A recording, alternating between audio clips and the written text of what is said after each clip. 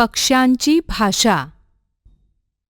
कावळा करतो काव काव, सांगे घरी पाहुणे येणार राव.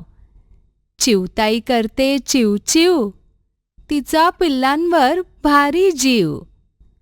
मिठू मिठू पोपट बोले गोड, आवडते त्याला पेरूची फोड.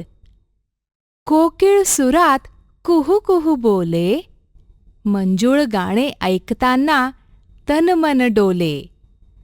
कबुतराची चाले नेहमीच गुटरगू, पक्ष्यांच्या भाषेतील गंमत सगळ्यांना सांगू.